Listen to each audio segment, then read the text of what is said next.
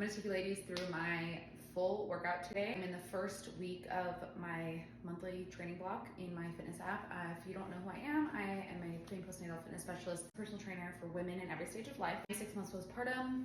I have been progressing since birth and I feel really strong. I feel really good. I have been working out in my home gym ever since I gave birth. Starting with that core and pelvic floor rehab and then increasing progression following my postpartum programming to focus on that progressive overload and to return back to my regular strength and fitness level. So it feels really, really good to feel strong again, feel supported in my body. Of course, my core, same thing, focusing on increasing 2 harder movements and putting that tension on that linea alba to increase the functionality of your core and progress. You want to add that tension. You through a raw workout, even though it is a deload week, which means we are going a little bit lighter and not doing balls to the walls, so that we can focus on that progression through the month. You already know we have to start with a proper warm-up. Way back in the day, I used to not warm up properly for my lifts, and when I started incorporating a proper warm-up routine, it completely transformed my training. So don't underestimate it. I have a really happy baby in the background. But I like to go for a walk in the morning, and then I do dynamic mobility movements as well as working my way up to my working set. So make sure you include that. Moving into the first exercise, which is high bar back squats, or if you're in the gym, then high bar Smith machine back squats. I really, really love the Smith machine to focus on those quads. We're breathing throughout the brace. Dumbbell stiff leg deadlift. A cue I love is to flex my quads to keep my legs a lot straighter to focus on those hamstrings. The bar path is also a little bit different versus how it looks in the Romanian deadlift. Hamstring injury, and he's been doing hamstring rehab. And girl math means my hamstring is healed because he's doing his rehab. I haven't done anything.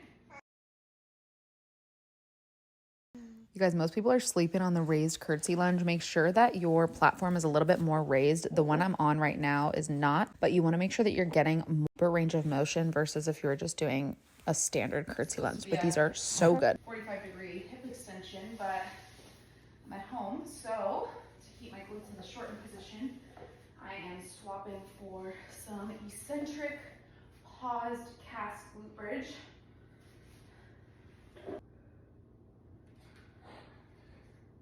I really wanted to focus on that eccentric, so going slow on the way down and then pausing slightly at the top. And this is keeping your glutes in the shortened position. Glute med kickback for that accessory work, hitting that side glute.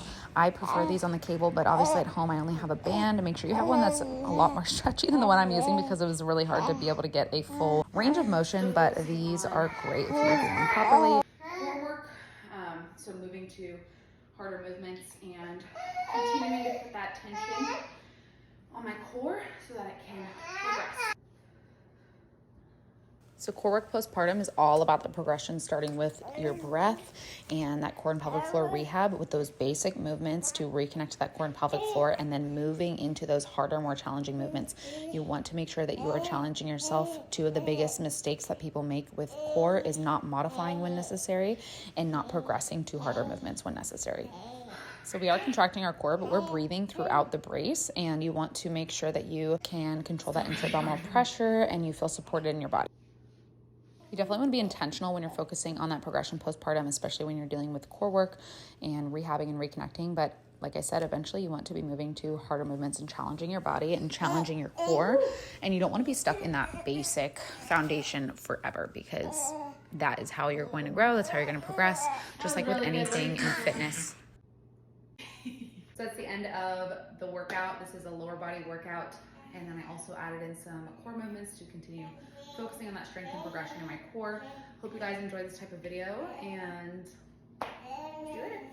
If you do want some more guidance throughout your fitness journey, whether you're a beginner, you're pregnant, or you're postpartum, you can try my fitness app for free for an entire week. If you don't like it, you can cancel at any time. But there is so much valuable content to guide you through your fitness journey.